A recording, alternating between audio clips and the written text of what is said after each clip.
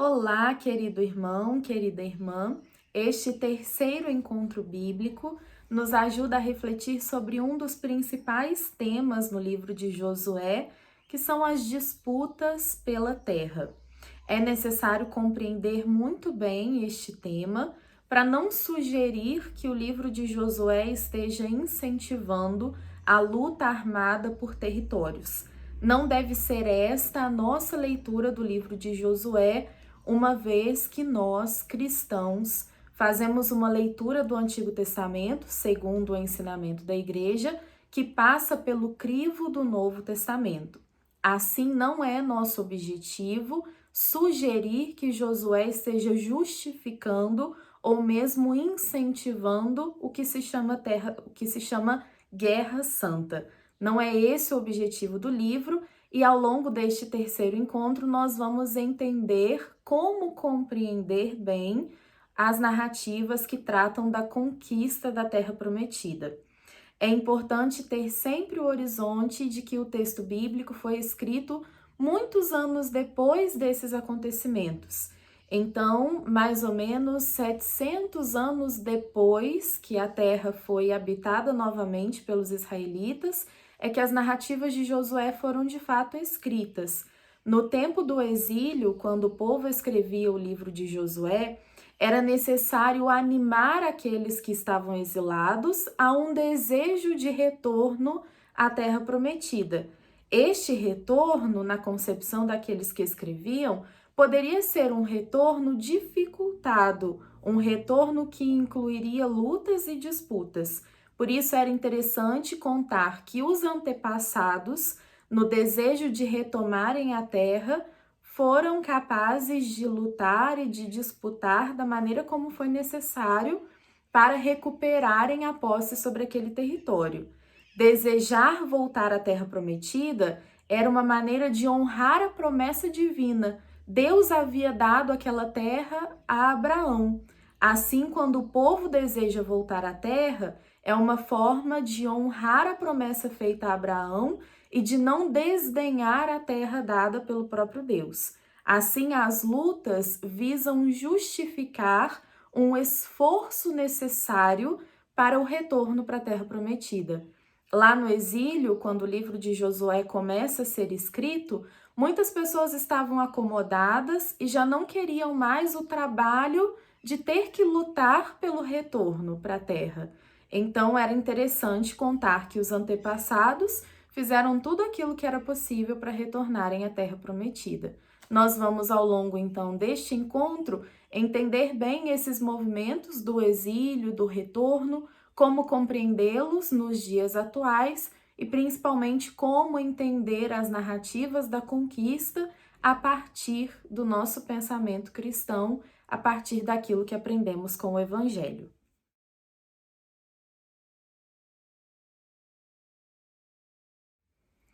Escutamos o texto bíblico reservado a este terceiro encontro, que está no livro de Josué, capítulo 6, versículos de 1 a 19. Jericó estava fechada, trancada por causa dos israelitas, e ninguém saía nem entrava.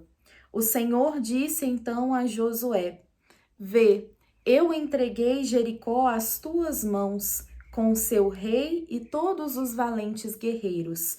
Vós, agora, todos os guerreiros, dai a volta ao redor da cidade uma vez. Assim fareis durante 6 dias.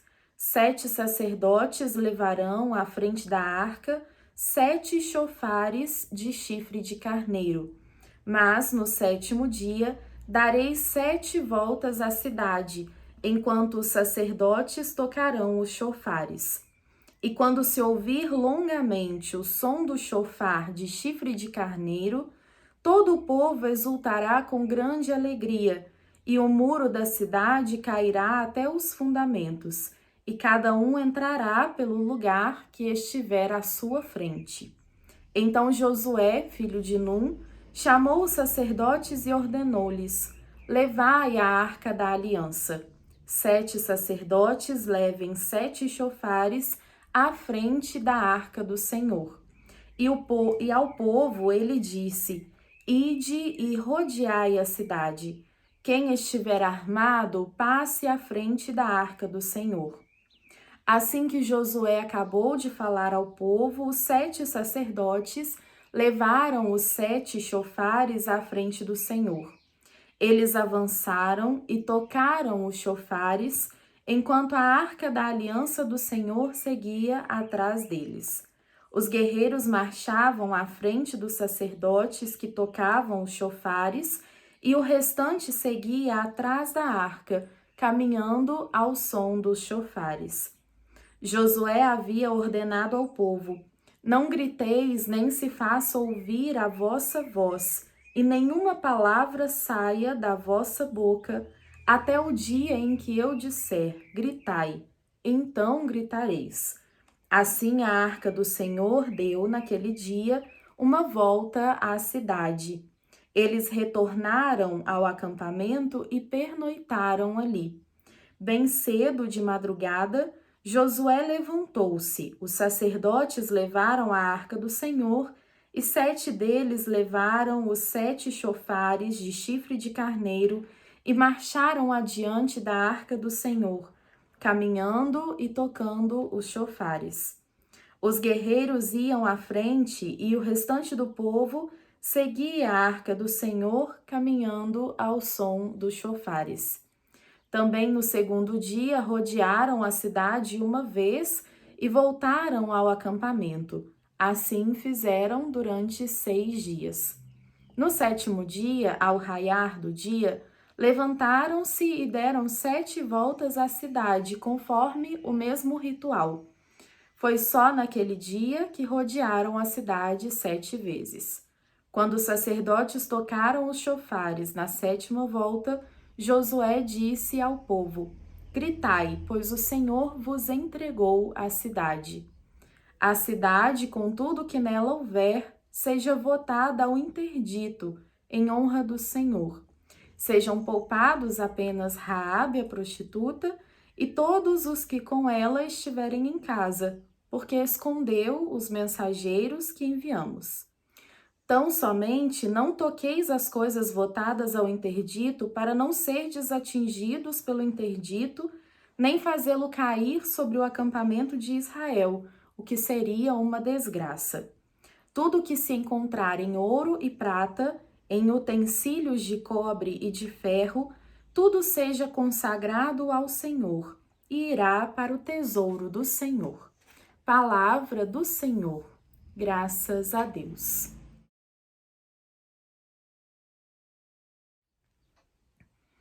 É necessário que nós cristãos compreendamos que a revelação do Senhor foi sendo compreendida aos poucos pelo povo de maneira gradativa e pedagógica desde o princípio da história do Antigo Testamento até Jesus. É em Jesus que se dá a revelação plena do Senhor, e a compreensão dessa revelação é que vai aos poucos amadurecendo com o passar do tempo. Assim, embora o Deus revelado no Antigo Testamento seja o mesmo Deus que se revela em Jesus, a compreensão que o povo tem desse Deus no Antigo Testamento ainda não é tão amadurecida quanto no tempo de Jesus. Acreditamos que mesmo após Jesus, a nossa compreensão a respeito de Deus ainda vai crescendo e amadurecendo. Assim, do Antigo Testamento até Jesus, há uma diferença na compreensão das formas como Deus se relaciona com seu povo. Assim, nós não deveríamos dizer que no Antigo Testamento Deus se revela como um Deus vingativo, mas o povo compreende o Senhor como um Deus vingativo. No Antigo Testamento, especialmente aqui em Josué, a compreensão do povo ainda é a de que, se Deus ama o seu povo e age em favor dele, então Deus também odiará o inimigo e agirá contra o inimigo. Por isso, aqui em Josué, nós leremos tantas narrativas que nos contam como Deus destruiu os povos estrangeiros em nome da salvação de Israel. Quando chegamos em Jesus, já não mais podemos afirmar isso tudo sobre Deus. Jesus nos revela a face misericordiosa de Deus, aquela face que nos ensina, primeiro, a amar os nossos inimigos, mas também a trabalhar o nosso coração para nem considerar ninguém como inimigo. Para Jesus, devemos nos tratar todos como irmãos, como iguais. Não devemos considerar ninguém como nosso inimigo. Mas no Antigo Testamento, o povo ainda não tinha essa compreensão amadurecida sobre a figura de Deus. O texto que lemos de Josué 6 nos insere exatamente no lugar que tem todas essas narrativas que contam a conquista da terra por parte dos israelitas.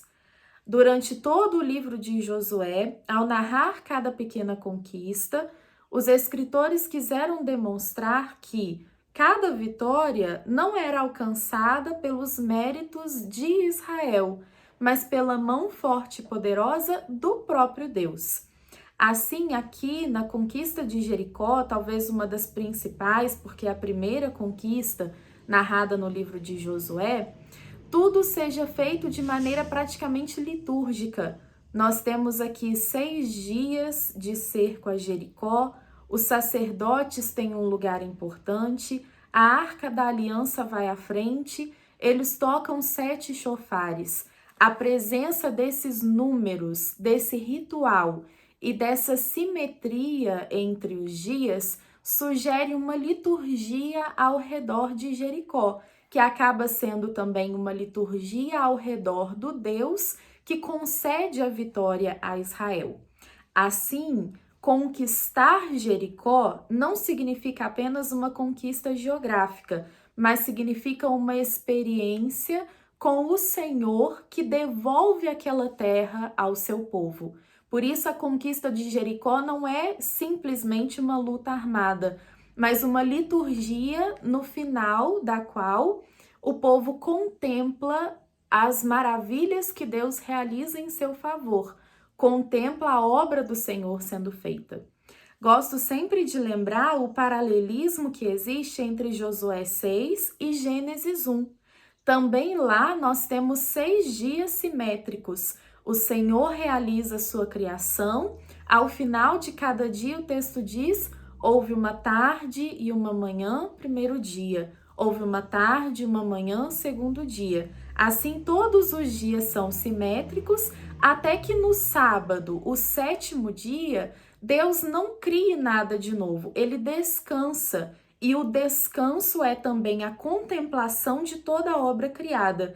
E aí sim ele vê que tudo fora muito bom. Aqui também o povo repete 6 dias de ritual e ao final o seu descanso é a conquista, é o retorno para a terra.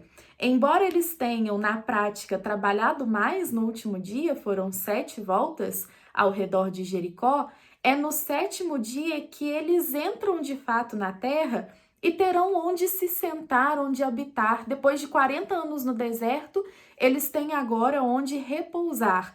E então eles contemplam a obra criada, mas não a obra que eles mesmos criaram, mas a obra que o Senhor fez em favor deles, a devolução da terra que outrora fora de seus antepassados.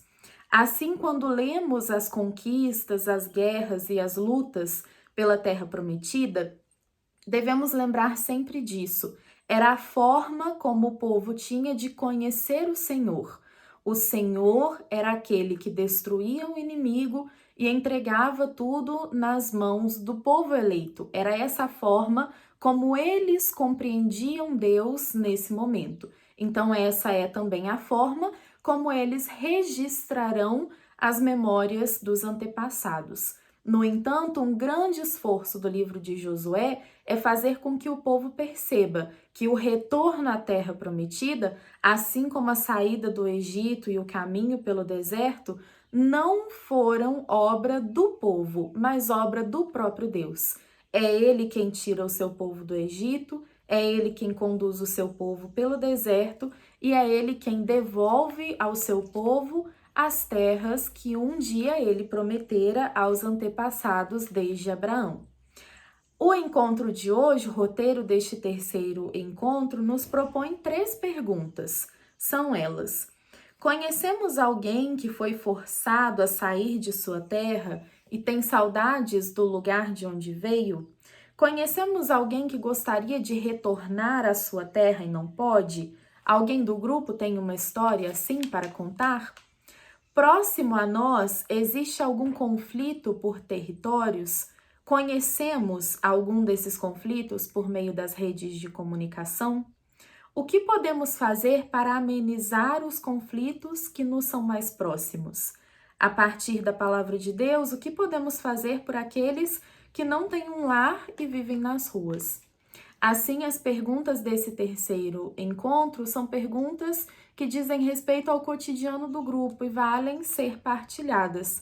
Talvez muitas pessoas conheçam a história de outros, ou talvez o grupo tenha esses testemunhos de pessoas que vieram de longe, que por muito tempo se sentiram deslocadas, se sentiram fora do seu lugar, fora da sua terra, fora da sua pátria, sentiram e sofreram a saudade da sua terra natal. Conversemos um pouco sobre isso.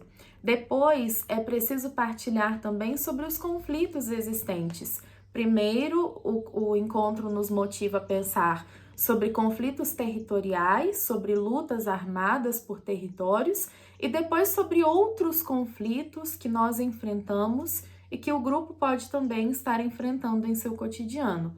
É necessário, então, conversar e pensar sobre o lugar desses conflitos e como eles podem ser amenizados em nome da fé que nós professamos, uma vez que percebemos que, embora no passado o povo tenha entendido Deus como um Deus combatente, hoje, a partir de Jesus, nós entendemos o Senhor como aquele que busca a paz, como aquele cujo principal fruto de sua presença é a paz entre nós. Então, partilhemos e conversemos um pouco sobre isso. Nós temos, às vezes, o impulso de ficarmos alheios àquilo que acontece fora do lugar onde nós moramos, fora da nossa cidade, da nossa região, até mesmo do nosso país. Um gesto concreto deste terceiro encontro poderia ser buscar nos informar melhor sobre os conflitos que existem por territórios, conflitos que existem pela posse de terras, nos informar um pouco melhor sobre a situação dos nossos irmãos que não têm uma terra ou que estão expatriados. É importante que nós nos informemos sobre essas situações, porque são flagelos muito próprios da sociedade atual. Informados sobre isso, poderemos rezar por esses nossos irmãos e também encontrar alternativas em nossa ação. Às vezes é muito difícil fazer algo concreto por aqueles que estão distantes de nós, mas é importante que nós saibamos dos acontecimentos do nosso tempo, da contemporaneidade, para que ao menos possamos rezar por esses irmãos que sofrem tanto com os conflitos armados em regiões marcadas por esses conflitos, quanto pelos nossos irmãos que estão distantes da sua terra e que sofrem com a saudade de sua terra natal. Façamos então esse compromisso para o nosso terceiro encontro, o compromisso de ao menos procurar saber um pouco mais sobre esses conflitos que hoje acontecem. Eu agradeço pela sua atenção até aqui e nós nos vemos no próximo vídeo, o vídeo de sugestões e reflexões sobre o quarto encontro bíblico deste mês.